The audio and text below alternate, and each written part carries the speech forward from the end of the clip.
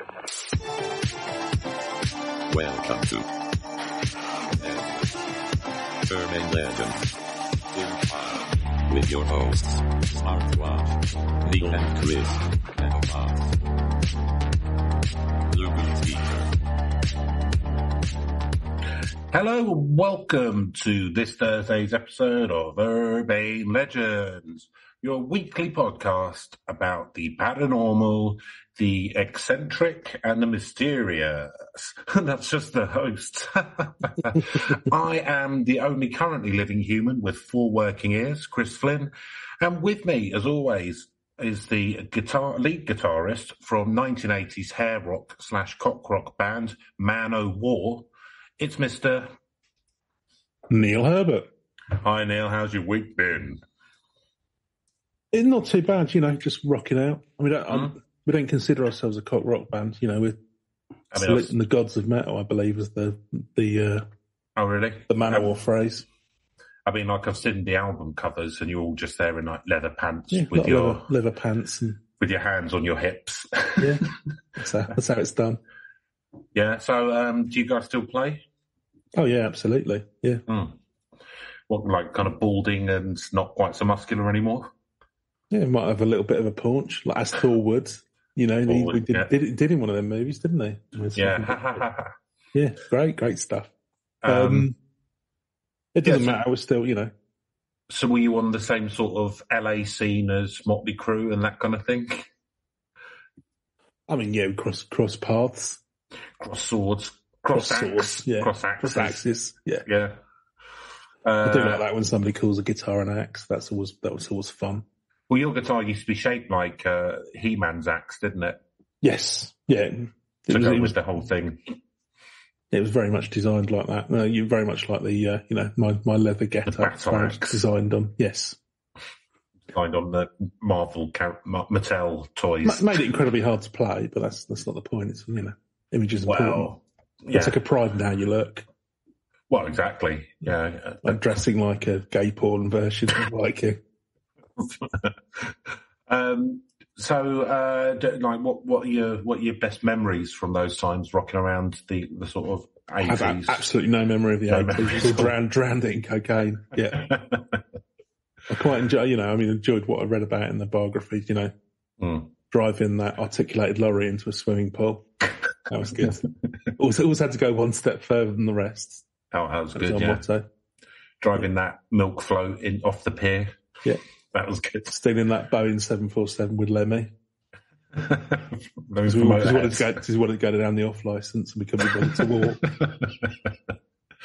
Oh, excellent stuff. Yeah. So people tell me, these are all legends that had to be replayed back to me and saying that's. So is it still the original? That and the lobotomy, the cocaine and the lobotomy, yeah. Cocaine lobotomy, yeah.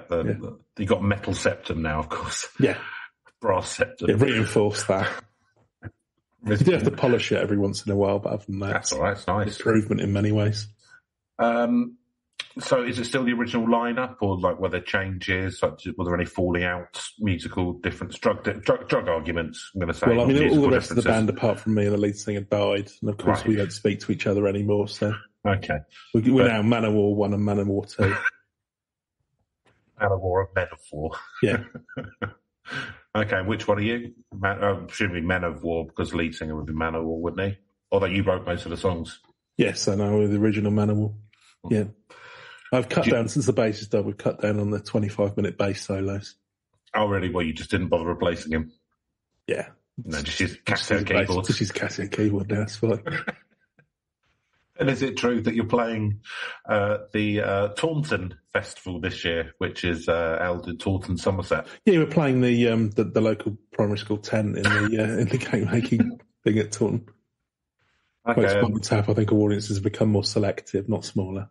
Okay, and what are you being paid in? Been paid in Victoria Sponge. Victoria Sponge and cider. Yeah, and obviously I don't drink anymore. Don't drink or do drugs anymore. After I also had my liver replaced with a brass one. Yeah, brass one. Yeah. Okay, well, do you have mostly just metal valves inside me these days? Various degrees of electronics and metal valves. Yes, sadly, I don't like steampunk, but Well, there we go. Can't deny. Can't deny it. Get me living. Well, there we go. So can people kind of see where you're going to be playing on your Facebook page or something? No, don't believe in the internet. Don't believe in the internet. Yeah, you're not going to get into Valhalla if you use social media. That's my opinion. Okay. So we'll just kind of look out for flyers and that if you're near a country fair. Check out your local zines. Check out the local free papers. Yeah, exactly. Yeah. The ads, that'll tell you. That still exists, so I should. Probably. Okay, well, lovely to catch up. I'm glad that you're still going. You're a very influential band, still rocking in thunderstorms, that kind of thing. Absolutely. Lovely. What better place to rock out? No, exactly. Well, I mean, obviously a tent in a... Yeah, a small tent where someone's doing a vegetable judging contest next to you, which you have to stop for that, obviously. Perfect place to do some fire breathing. Yeah. Another one of our tricks. That should go down well. Yep, in a tent. I can't see any problems with that. Can't see any issues with that logistically, so that's fine. Lovely. I'll let you know how it goes on. Yeah, let me know. That'd be good.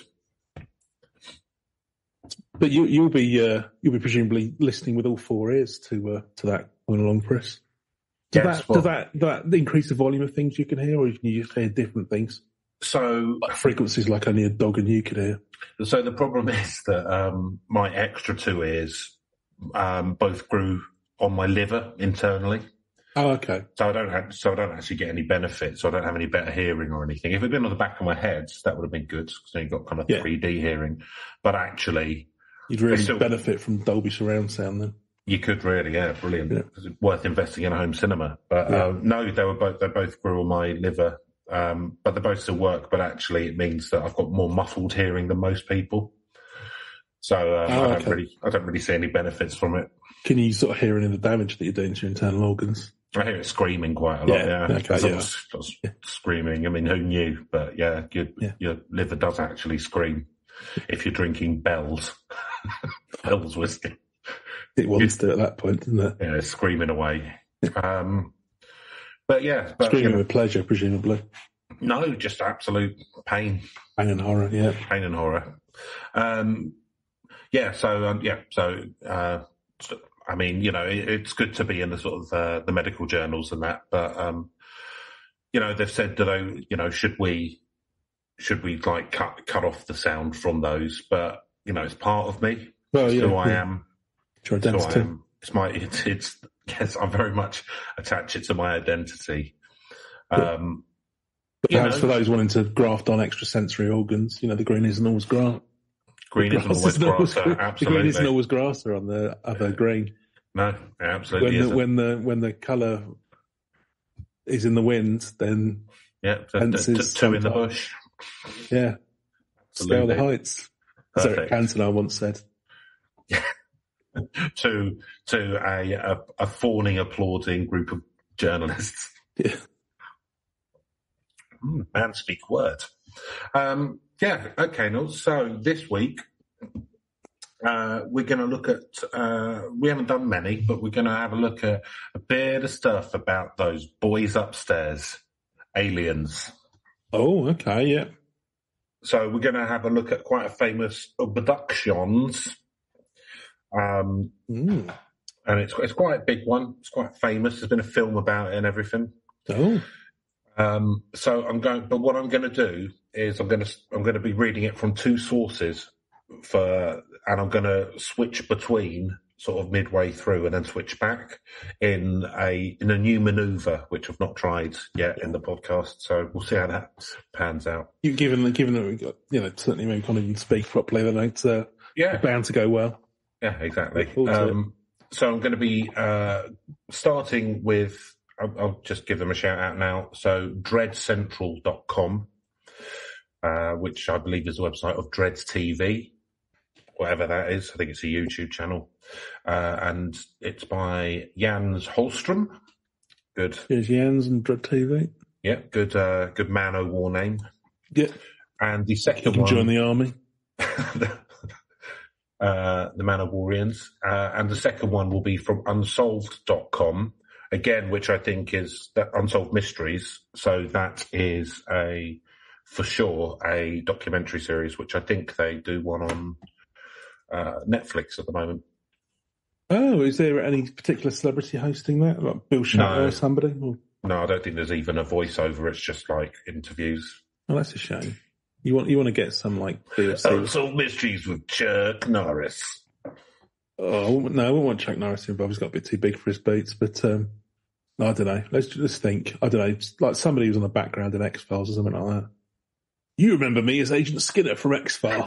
That's that bald fella. If he's still knocking around, he could do it. I imagine he's quite cheap. I don't know. Yeah, the guy who played Mike in Better Call Saul and Breaking Bad to do it. He seems like he'd be quite a good. He could do. He's got a good rough voice, but I think he'd cost mystery stuff. He'd cost you a fair few quid these days. I think because he's Jonathan Banks, isn't it? Well, yeah, he's gotten quite famous. I mean, he was sort of a well-known character actor before Breaking Bad, and that's increased his profile. Isn't it Mickey? Isn't that Mickey Rooney who plays him? Are we talking about? So you're talking about Mike? Yeah, it's Mickey Rooney, isn't Jonathan Banks. Oh, okay. No, Mickey Rooney's his dad. Right. Yeah, okay, they're very similar. No, he was the one who was in Breakfast at Tiffany's. Yeah, an extremely convincing impression of a Japanese gentleman. Yeah, finally. It wasn't at all problematic. With notorious arsehole George Peppard. Was he an arsehole? Did it? Yeah, I think you might have told me this one before. Yeah, he's absolute dickhead. Yeah. Oh, was he because he thought he was like a? He was always known as being an arsehole and everything he did, like even. Oh, really? Just one of those like Chevy Chase or someone. If you say so, but no, because Chevy. I don't nothing particularly for or against Chevy Chase, but he'd got that reputation wherever he's worked. Okay. People have always said he's a big problematic person to work with. Just fair enough. Got an ego and all of that sort of thing, which I think he, to an extent, admits himself. He's kind of yeah. Broken. I know about George Peppard. He died years ago, didn't he? He did, yeah. But I remember reading about when, because he obviously ended up doing the A-Team. Which I can imagine it was a role he thought was beneath him. But yes, he did. And he also thought that he should be the star, whereas obviously it was just a Mr. T vehicle. That was basically what the A-Team was. It was kind of about the four of them. I kind of liked all of them. Obviously, Mr. T was the breakout star, but no, it was. They were like, so the A-Team was made because they were like, people really like Mr. T. What can we put him in? Yeah, and then they so he was like, it was based. Should be revolved around him. It was him, and then they got the other actors in sort of to play the other characters. Yeah. But I mean, it works good as an ensemble thing, right? It's really good, but it was kind of essentially a Mr. T vehicle because he was big then. And George Peppard was like really pissy about it and thought he was the star and just like, can you tell the man with the chains to remember his lines and stuff like that? Oh, really? Oh, yeah. Yeah, I'm not because I only know him from the A-Team and from Breakfast at Tiffany's. I know he was in like some World War I movie back in the day, but a bunch of other theatre stuff. But yeah, I don't know.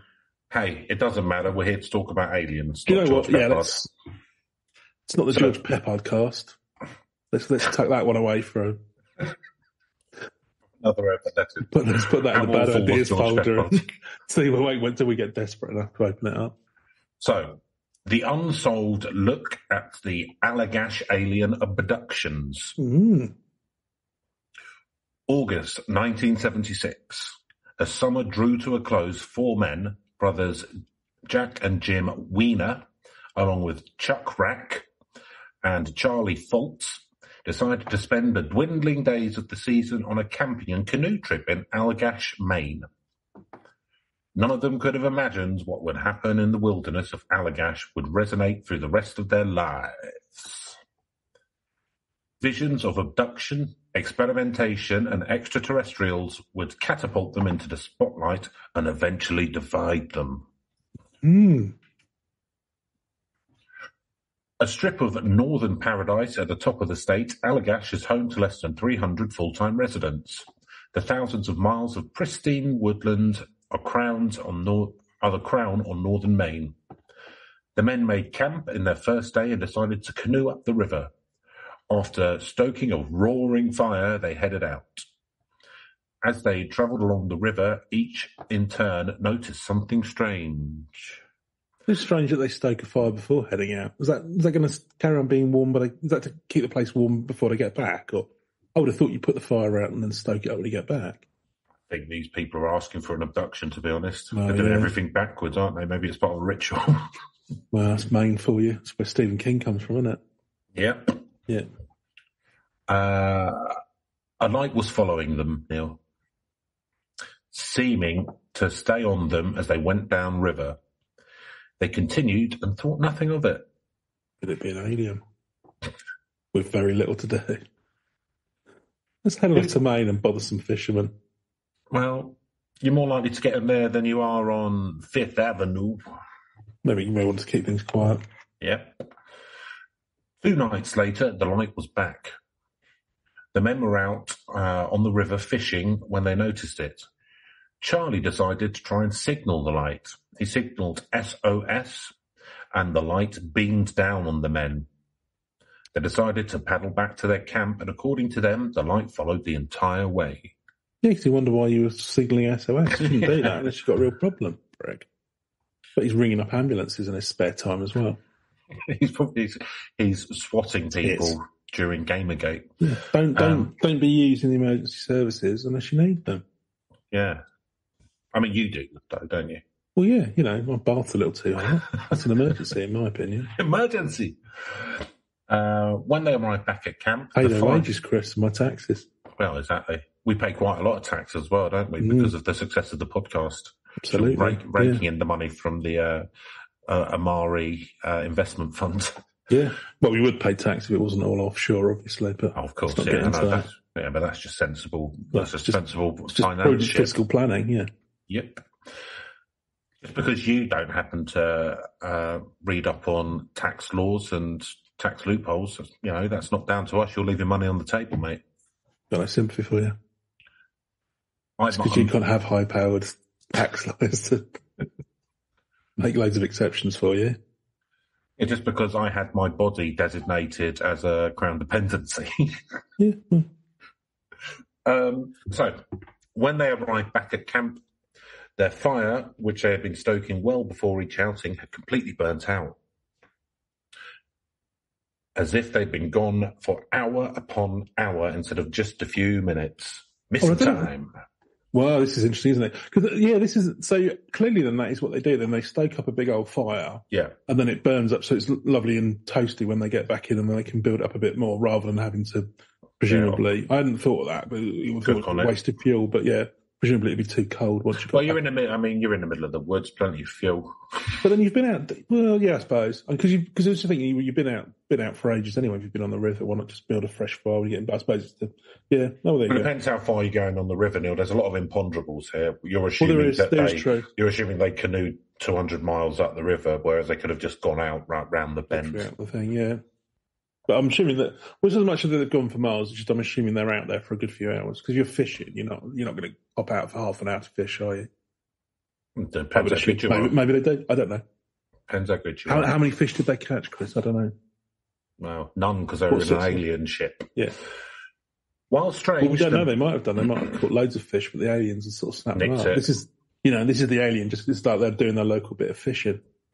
Just wait and get them, just catch them, get some fish, get a nice bit of, some Maine lobster and some other bits and pieces from Maine. Yeah, have some chowder. Yeah, nice. So, while strange, the men chalked up to one of the small mysteries of life and continued with their trip. Well, they've been drinking since Tuesday, so... We're going fishing. Mr. Jim Beam. Will you be bringing Sir Jack Daniels with you? Certainly will. What about Glenn Fiddick? It's Glenn will be along as well. So the rest of their time in Allagash was uneventful. When they returned home, that wasn't terribly eventful either. The fire went out. Got back from fishing. It's a slower pace of life up there. The Canadian border. When they returned home, they claimed they told their families about the strange light. Other than letting their families know about what they'd experienced in the wilderness, it would be 12 full years before they even really thought of Allagash again. I was going to say, I didn't think they'd come back home and then all of their children had aged 10 years or something like that. They didn't actually notice. Wives had moved on. Yeah. Fast forwards to 1988. Futuristic. So the original fishing thing was in 76, was it? So it's 12 years after. Okay, all right. Just picturing it in my head. Jim and Jack Weiner had not been sleeping well. Allegedly, nightmares are keeping them awake. Nightmares about their camping trip. In these nightmares, all four men from the camping trip are on a strange craft, sitting naked on a bench. We've all been there.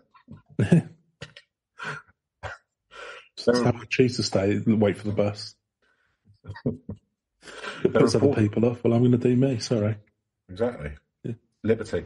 They reported feeling fearful. Confused by their nocturnal terrors, they seek out UFO researcher Ray Fowler. Why do they jump immediately to UFO researcher? I suppose because of the nightmares. No, yeah, but how do you know it's not sort of? I don't know. How do you? You're all having it now. You're all having the same UFO nightmares. But just being naked on a bench. How do you? Yeah, I don't know. Okay, fair enough. After speaking with Charlie and I mean, this might. I've read ahead a bit. This might all unfold. It might just been, an invasive medical procedure that happened on Earth. Hey, we've all done it, Chris. Yeah, we've all toyed with a few main fishermen in our time. So that chloroform's going to go off whether you use it or not. So well, exactly. Make the most of it. Yeah, look after the pennies, pounds look after themselves now.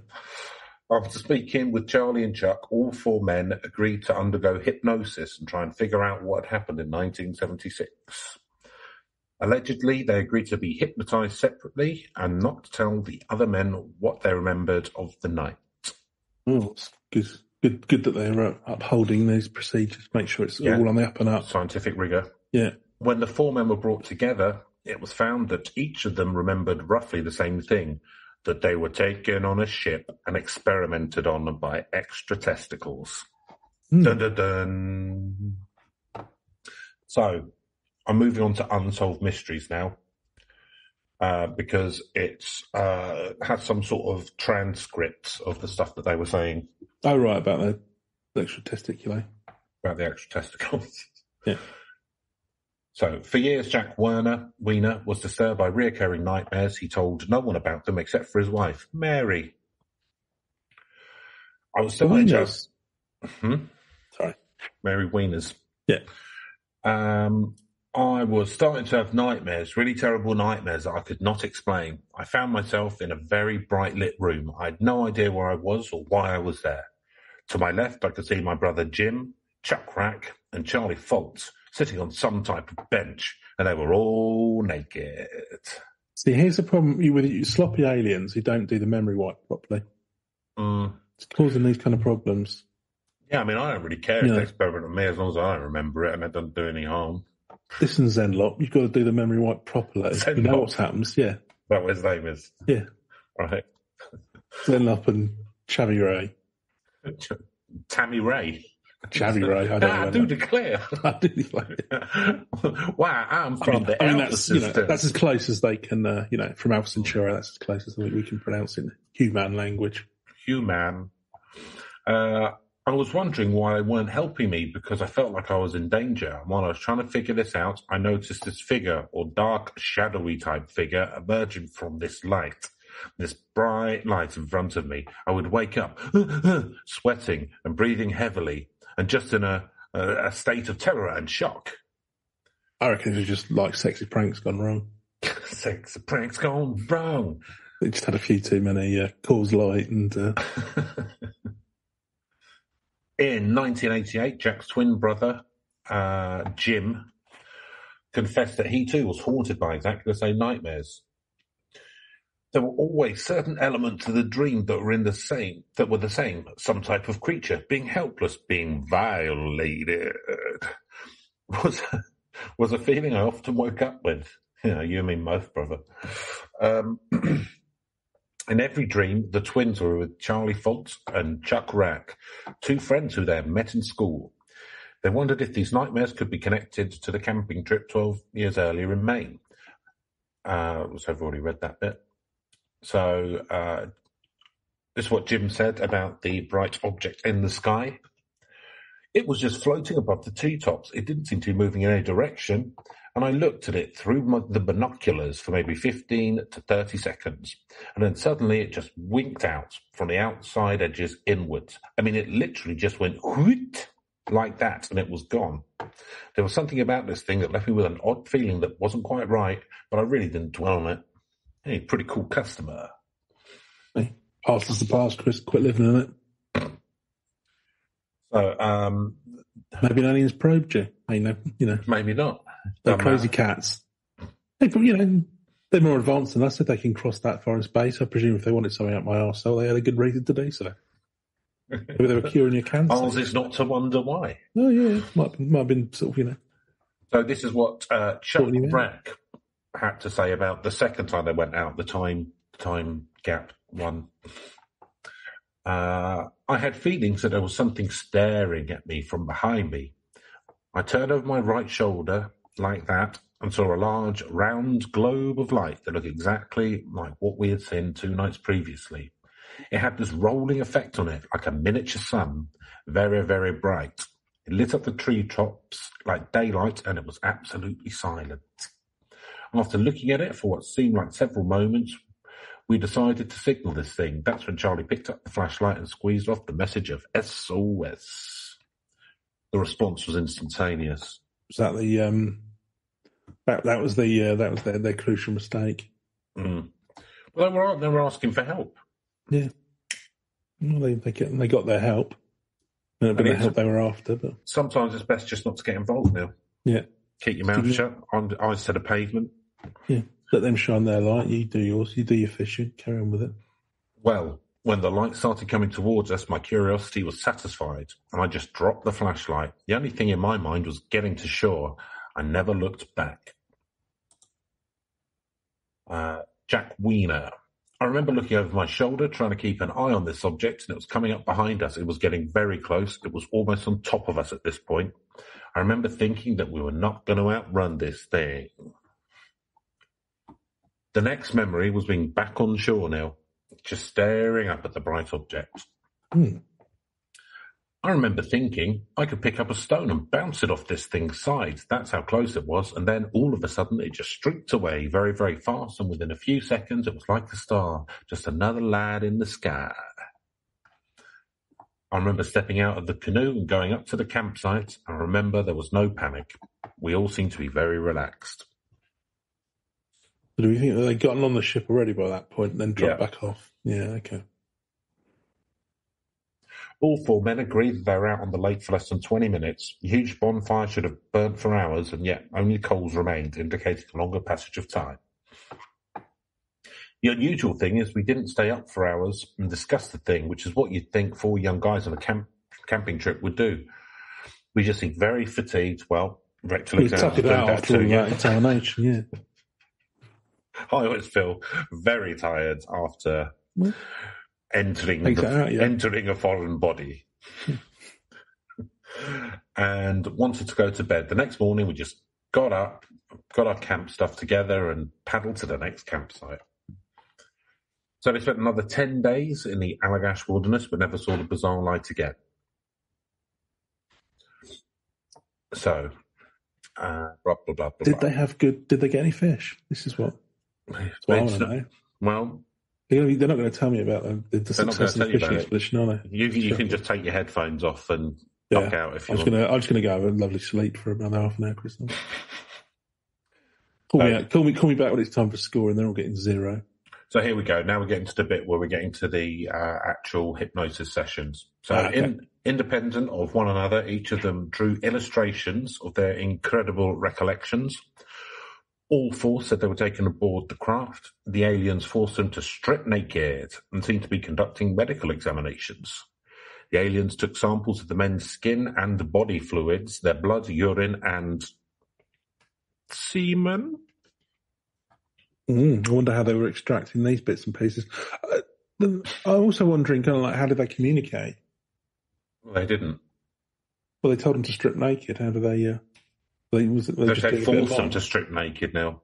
Oh, okay. No need for words. Well, hands will do. Oh, fair enough. Okay. I thought you said they told them to strip naked.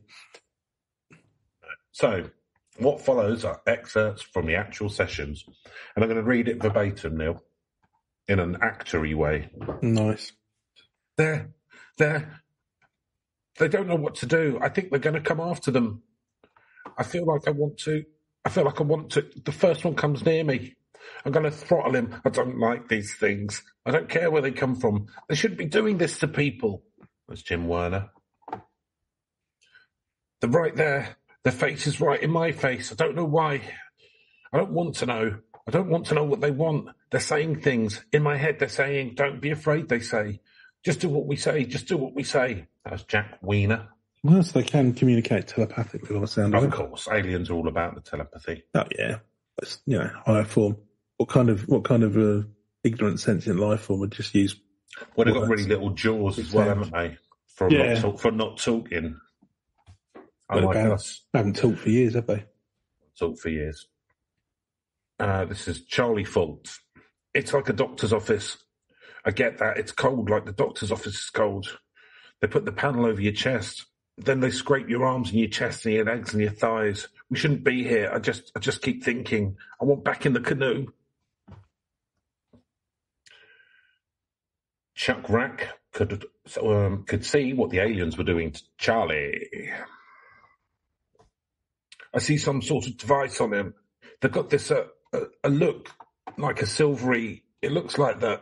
Like it's got curves on it, almost like it's sucking something. It's got his head tipped way back. It's almost like he's in pain. We can't help him. All we can do is watch. So it was not until after the Jeff's like, I was just watching, enjoying that. It was not until after the hypnosis session that the Allagash 4 discovered each of them had recalled the same horrifying events. They each took polygraph tests and passed. That's good.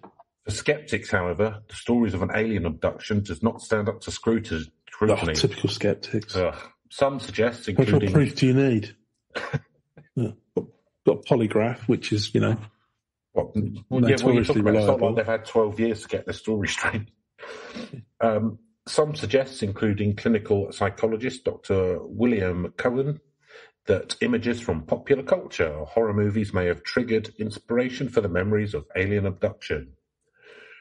This movement is media-driven. It's cyclical. People hear about good cases on the TV. They think they may have had the same happen. It sort of feeds on itself.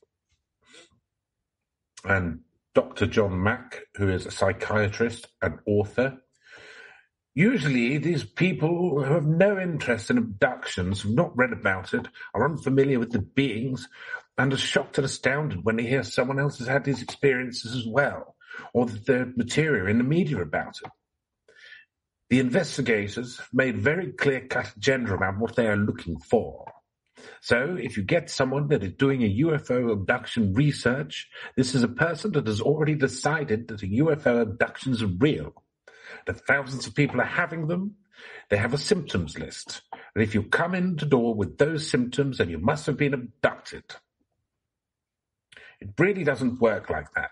The person comes in because they've heard that I'm open to listening to something which other therapists or mental health professionals have not been able to listen to.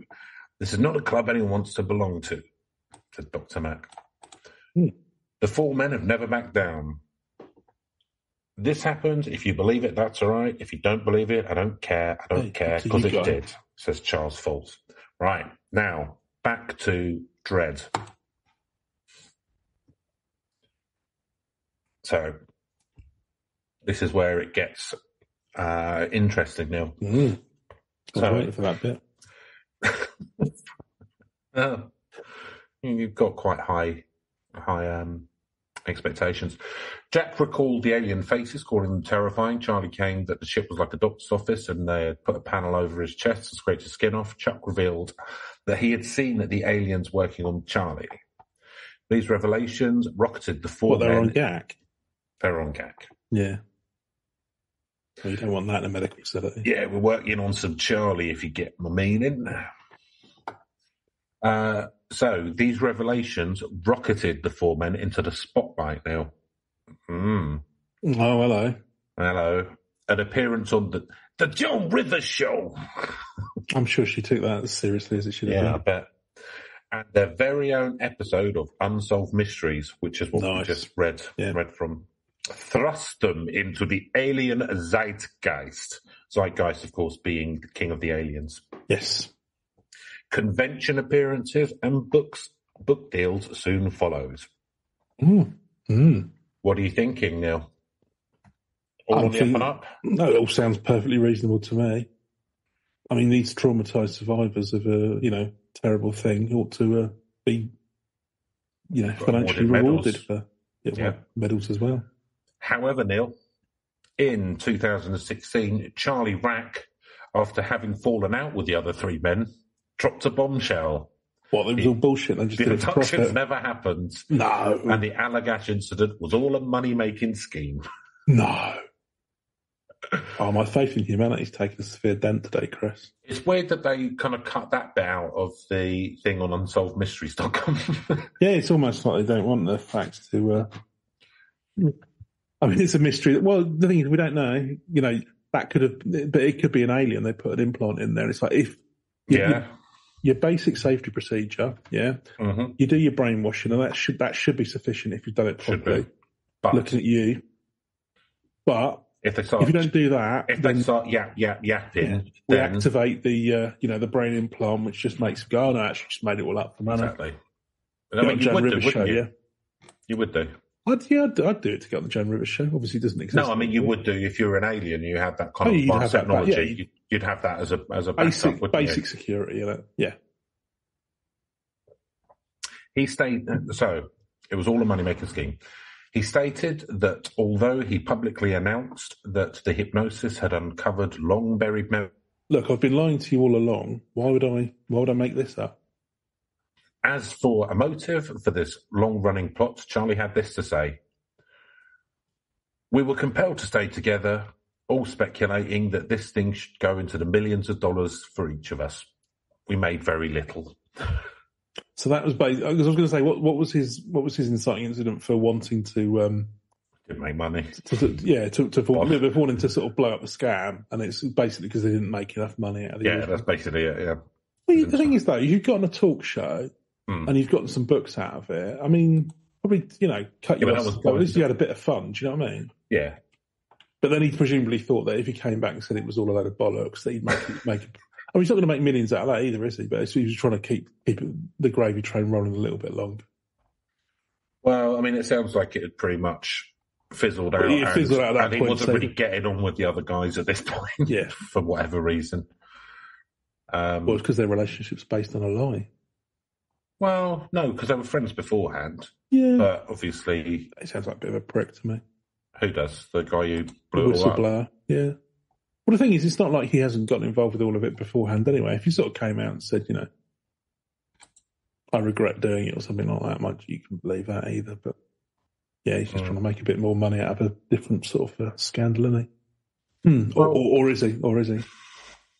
What do the other three have to say for themselves? Well, so he would go on to admit that the men were using hashish on their fishing trip. Oh well, who knows what crazy probably probed each other. Yeah, I've seen. And other than seeing a strange light, he could speak to no other strange happenings. So they did see some kind of light, and then probably just thought, well, maybe we could. The other men, for their part, remained steadfast in their belief that an abduction happened. The other men claimed that Charlie Rack is a short-tempered man with mental problems, lashing out at his former friends. It escalated. I mean, what else are you going to say at that point?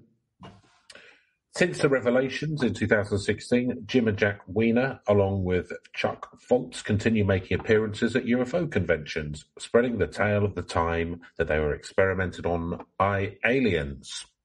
So the thing is, as well, this is just making me think now of Charlie from Always Sunny. Huh? This is making me think of Charlie from Always Sunny. So I'm just thinking this is like an Always Sunny kind of like adventure where they try and scam to sort of like alien and abduction. It's the kind of thing that they get up to on a fishing holiday.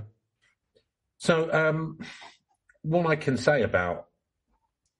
There's loads of it about this on the internet, and and it's basically just some grifters making up some bullshit. Well, maybe or maybe not. We don't know. Like, only one of them has broken cover. I think I've reached a fairly compelling conclusion, to be honest with you. Well, the thing is as well, that is because it's early 80s, so I guess they weren't that many. Well, no, because there must have been loads of alien abduction stories since the 50s and all the rest of it. Because it's not very interesting, is it, though? Because there's one where there was a guy who's supposedly got kidnapped when he was from his bed. Because I know there's a load of these things that supposedly come about where people have night terrors. I mean, you can have a thing where you wake up and your brain's not completely lucid or whatever, and it's kind of like you're still half dreaming and you think you see sort of shadows above you and you can't move because you're still in a sort of and so that, you can't think of sleep paralysis or something like that. Yes, it is. Yeah. So yeah, they reckon that that can sometimes happen where people have some of these sort of anecdotes and things like that. But yeah, it's just a standard. Yeah. So in 1988, so this is just a bit more stuff around it. Why he decided to go ahead with it. Jim Weiner was like, go and speak to a hypnotist, whatever. Yeah. In 1988, Jim Weiner was involved in an accident where he received a traumatic brain injury, due to which he regularly had nervous seizures. But in addition, it turned out that he had been tormented by nightmares for a long time and understood these were not just dreams, but memories of what had happened. In the memories, he saw the grey humanoid creatures with dark eyes, without eyelashes, and with a metallic luster. The creatures had long necks and 4 fingers on their hands and strangely shaped heads. And these creatures examined him like doctors examine test animals. So let's have a look here. And after the hypnosis session, Jim Weiner discovered a strange tumour, apparently, on one leg on his body. The tumour scared him and he immediately ran to the hospital where it was surgically removed. Fowler was very interested in this tumour, and after the operation, he made attempts to find out if he could take it for himself. However, instead, he had found out the tumour was sent for examination to a certain colonel of the U.S. Air Force in Washington State. Ooh. Apparently. Again, there's not much to corroborate whether that's actually true or not, yeah. Yeah. So, I mean, that's pretty much the story now. It's kind of a lot of the sort of grey alien stuff, that kind of classic, whatever they're called, schwa or whatever. A lot of that came along after the film Close Encounters of the Third Kind, where the aliens looked like that. I think I'd heard some of this somewhere, yeah. And at that point, then that became sort of the most reported alien. So before that, it was like Hopkins goblins and stuff, where they were not like owl men. And I know you've looked at a couple of these, but I'm not. We're not sort of can't ufologist. So Neil, that's about it. Is it? Because it's so famous, I thought there'd probably be more to it. But actually, like with a lot of things, there is precious little, I guess. Yeah, and one of them's come out and said it was bollocks. I mean, in some way, I kind of think like they've been fairly restrained in their storytelling, because I feel like in order to... Less is more. Yeah, because I feel like, if they were looking to make a load of money out of it, then they should have been remembering more stuff as they went along or something like that. Because really, I mean, how much money are you going to make out of like going to UFO conventions and stuff? I can't imagine there's... it's a big old... there's loads of people who what do they call it? The green pounds? Yeah. It's grey pound. I don't know. I think these days there's more money in conspiracy stuff, isn't there? But back then, aliens were all the rage. Yeah, so, post X-Files was sort of like more into other things these days. But, I don't know. It's just, there's not much as I say, they've been fairly restrained, but there's just not much to the story. It's that classic thing, isn't there? So for whatever reason, aliens decide to sort of like beam up to people and probe them for a bit, and then all of it's kind of been done before, hasn't it? Exactly. The time loss and all that kind of stuff. Because I can get people who are into ufology like wanting to grapple onto it as kind of like a bit of proof as to, oh look, here's another case as to what's happened, and it's remarkable, and all the thing about them being separated. Although, as the I think there's actually been a book written about it called like Allagash Abductions, Conclusive Proof of Alien Abductions, or something like that. Yeah, I mean, which different standards of conclusive proof. Yeah, there, I think so. Oh, there we go. It's called The Allagash Abductions, Undeniable Evidence of Alien Intervention by Raymond Fowler, who's the guy who wanted to keep the tumour, apparently. So, Neil, let's go through our scoring system. Yes. Short but sweet. Nice. Not very sweet. So, spookiness, Neil. I mean, in fairness, yeah. I mean, it is a sort of tale that we've heard before. But, yeah, I mean, unwarranted medical procedures would be fairly spooky. I mean, as I say, who do we know that? It might have been that actually, that tumour showed that he was, had a predisposition towards cancer, skin cancer or something. Maybe they removed some things that they needed to do up there, just giving them all a quick sort of like... Well, he'd put SOS. He'd put SOS. He'd put SOS, and the aliens came out and went, some of you have got specific... Better give you all a check over. Just give them a free little health check. Yeah, there is going to be a thermometer up the old... but, that's all part of the service, I'm afraid. So they're like sort of intergalactic... Bench is a bit cold. Yeah, well, do you know what? Firstly, this isn't crafted for humanoid life forms. And secondly, we're giving you a free check-up. You're not paying for any of this. This is all free healthcare, but free alien healthcare. Yeah. You'll live another 50 That's why they're years. always seen in America, isn't it? Because they get free healthcare. They're like international intergalactic Red Cross. Yeah, just go and set that guy's leg. Yeah, they're running up in space. There's just like they're just running some sort of campaign. They're just like, look at all these poor people over in Maine. It's going to Dr. Sam Borders. Look at these poor stone fishermen with tumours. They don't want to go to hospital and report it. Yeah, so I don't know. Maybe a bit of that. Sorry. What's that? Like intergalactic Dr. San Frontier. Oh yeah, Médecins Sans Frontières. Yeah. He doctors without borders, but literally, not even planetary borders, or could they be interdimensional? Dimensional borders, yeah. Exactly. Who knows? I don't know. There's sans any of those frontiers. So I guess it's kind of I suppose looking at it charitably, because I think I'm not convinced by these people, but. For some people, I think that would be quite spooky if you genuinely thought you'd had that kind of experience because, you'd had a weird dream or whatever and, you'd not been able to reconcile it. But yeah, I don't know, it just feels a bit bog standard. But I say the idea of being picked up and stuff is spooky, but then, I'm going to give it a 5 out of 10. 5. Yeah, so, as previously mentioned on the podcast, I do find aliens a bit spooky. Like as a subject, because the kind of like I have sort of weird nightmares about UFOs, so kind of like turning up, and us being like, "What?" Because you don't know, what's their intentions, what they, all of that kind of stuff, unknowable.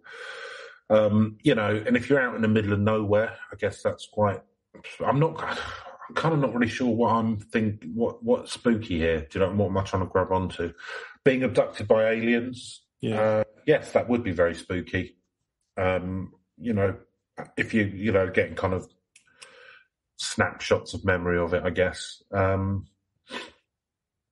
don't know. I'm going straight down. I'm going to give it a 5 as well. I'm going down the middle on that one. Yeah. So, believability.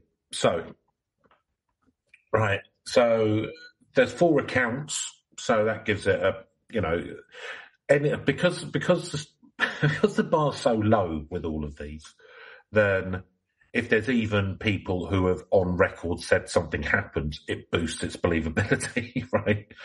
Because so many of it's just like hearsay or whatever. So, and could there be aliens? Yes, there could. Do I believe it happened? No, probably not. And one of them's come out and said it was bollocks afterwards. So I think for me, I'm going to give it a 4. No. Yeah, I mean, I think if the Four had stuck to their story, because for me, it's never about do we believe it, but actually it's more kind of like what's the intrinsic believability? Could people believe it? You know, even if it's sort of like a kind of like a people certainly do. A level. No, yeah, absolutely. It's massive on, you know, in UFOlogy circles. But then there's a lot of people in those circles who are just looking for something to prove. You know, they're not actually looking with an open mind. They're looking for something to prove what they want to be true. The case. So that makes it believable. But yeah, no, but that's fine. But it's kind of like, you know, it's this specific thing as well. But I think the fact that one of the Four, I mean, because it is just the Four and it's just their word, and the fact that one of the Four actually has come out and just sort of like denounced it, that sort of takes a hit for me. You got to remember, he's a very short-tempered man with mental issues. Well, they try not, you know. Just like don't get me wrong, you know, the account of 4 stone fishermen in Maine would normally, you know, be extremely compelling. This would be getting a 9 or a 10, but unfortunately because of that, it's going to get a 3. 3. So, narrative premise, Neil.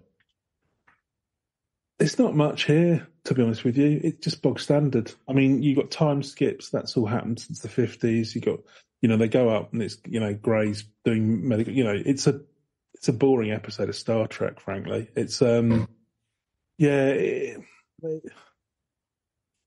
I'm just trying to think, okay, they put the fire on. Yeah, there's nothing new here. It's all been done before. I think it's very ethnicity for me. It's just nothing that hasn't been done before better elsewhere. Well, you say that, Neil, but you're forgetting they're stoned. So I'm thinking stoner comedy. Thinking stoner comedy, yeah. Like that can be completely unfunny because remember, kids, you've got to be stoned before you watch this. Yes, so Cheech and Chong get abducted, or Harold and Kumar, or something like that. Like they're out. Hey man, that's not hey, cool. Man. Yeah, and then of course the Greys end up smoking weed, and then yeah, of course, yeah, and then listening. And to come down to Bob, they've got like fake come down to San Francisco and start co-op, grow up. No, they start a band. Like Bill and Ted or something. Yes. So I think that I've got a compelling narrative there that I've built for myself. So well, there you go. Yeah. So stoner comedy. They go out in the woods to get stones, to get taken with aliens. They get the aliens into weed. They use a UFO to smuggle hash. Something like that. Well, they've got like, you know, and also this side of the UFO has just got like van painting. It's got like a Wicked Rush euro on it or something like that. Yeah. I mean, literally the only thing that makes this a compelling narrative is because you turn it into a stoner comedy. So I'll give it a 4 for that alone. You're going up, are you? I'll double it up to I'll go from a 2 to a 4. Just on that premise. Because I don't think I've heard, to be fair, I don't think I've come across that before. An alien stoner comedy. Yeah.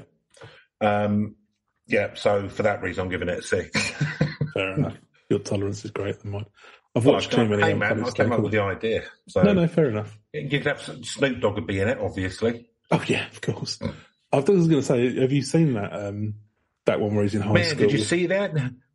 Shit, no, man, that's a space shizzle. Has he been in many stoner comedies? Because he did one with loads. Oh, he has. Yeah, no, because he did one with I've forgotten the chap's name. But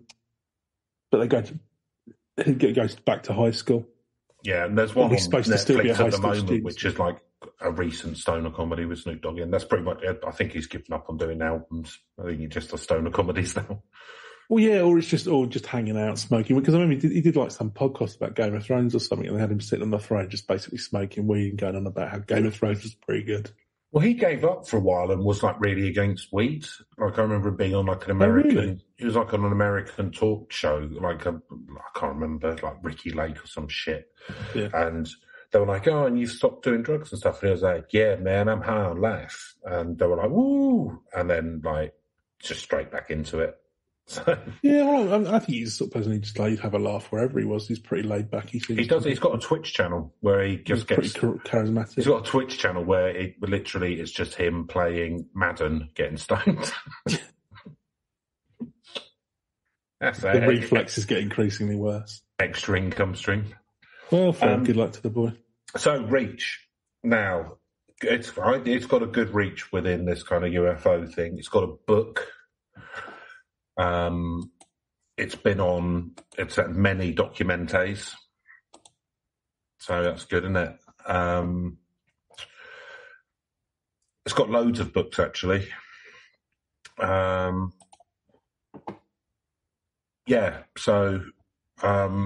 It hasn't got a film because as we discussed, it was unmakeable into a film until we added the stoner comedy part of it. So within its ballpark, within its kind of zone of whatever sphere of influence, that's it. Then it's quite big. I don't know that it's big outside of the UFO stuff, but I mean, like books and documentaries and stuff's not bad, and it's big on the internet, so I'm going to give it a 6 now. Yeah, I mean, that's the thing for me is that these things can cause a lot of stuff in ufology circles, but as we know, it's any straw that they can grasp onto, they'll have plenty of kind of like stuff that polish on that. So it's going to be a 5 out of 10 for me, because if it'd been on an episode of, well, it wouldn't be on Supernatural, I guess, because it's not really it's not that kind of thing. But on an episode of X-Files, it just feels like there's been more interesting versions that happened elsewhere. Yeah. So I doubt it's because it's another piece of quote unquote corroborating evidence. It'll be in the annals for ufologists, but I think for boring old laymen like me, it's not. There's just more. It's just more interesting ones out there, so it's not going to have the same reach. That gives us a total score of 48. So not too bad. Considering it's quite a bad story. Yeah, it's fairly tedious. Pulled out at the end there with the. I forgot about the stone bit. Mind you, we've only got the weed part from that one chap as well, so it's just as well he did come out clipped and come clean. Yeah, otherwise, Snoop Dogg will be out of work. Yeah. But how do we know that he just didn't do a joint and then think that he hadn't happened? Yeah, I mean, that could happen. Maybe he fell asleep during the whole procedure. And then or that THC. Yeah. Mild form of acid, isn't it? So, I mean, if you've been abducted by aliens, please get in contact at legendsofpodcast@gmail.com. But apart from that, we will be back next week with a non-alien based one, I would imagine. And who knows? Who knows? Yeah, and keep your eyes. Might be kidnapped by aliens by them by ourselves. Yeah, might be every single episode after this is not about aliens or is about aliens, depending on their agenda. Well, exactly. We never know, do we, Neil? We might get reprogrammed by a couple of Manchurian candidates and just start spouting right-wing nonsense. Who knows? That's the way that you've been trying to push the podcast for sure. Yeah, well, Windows moving to the right, Chris. We need to catch up. That's all. Well, nothing gets the coin moving faster than a bit of hate. That's for sure. Yeah. Also chase that dollar. If you want chase that spike dollar. And because obviously, things are messed up at the moment, then please visit our sponsor, which is goldforcash.org.jp, where you can change your cash into gold, which never fails, because remember the golden rule: the person with the gold rules. Yeah, and if you can join our Kickstarter as well, we're trying to revive Wonga. Now the country's completely fucked again. We're trying to dig that one back up, see if we can get those. What do we have? Something like a 2,000%. Yeah. So for our, I think it's become illegal now, hasn't it? Our non-British listeners, they were a payday loan company. Yeah, where literally the amount you would pay back per year was just like. Like an APR of like 2,000 and something %. Yeah, loan shark kind of terms. But this was worse than loan sharks, isn't it? What's the difference is they wouldn't come around and break your legs, but no, but I mean the percentages. Oh yeah, the percentage. I mean, yeah, it was just. Well, that's because it's a payday loan. Now you're meant to pay it off quickly. You pay it off as soon as you've been paid, right? Otherwise, you're going to be paying off more. I just still can't believe those adverts. Hey, you want to have a little treat for yourself? Yeah, you want to ruin your life. Taking a loan now. It's the guy to have a fucking frozen pizza at the end of the month. Yeah. Oh. Yeah, I mean, I feel for anyone who finds himself in that situation, but anyway. But I've been in it. I've been in that situation. Yeah. Oh, yeah, I've been at the end of the month. Fuck all. But, yeah. Cool. All right, guys. Try not to get any payday loans. But remember, always exchange your sterling. You're ready. If you got gold, yeah.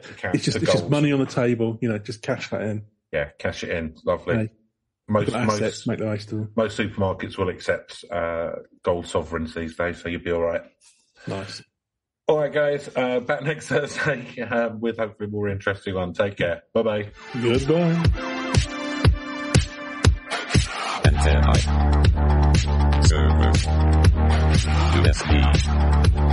Wi-Fi. Chip and pin. Busy.